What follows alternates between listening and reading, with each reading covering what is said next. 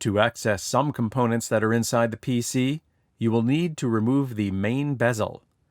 To access the main bezel, first remove the access panel. Unlatch the 3 side tabs of the main bezel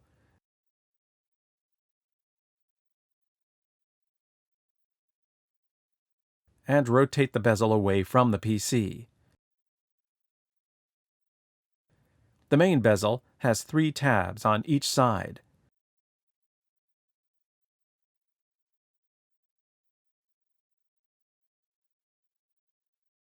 Which fit into 6 slots on the PC.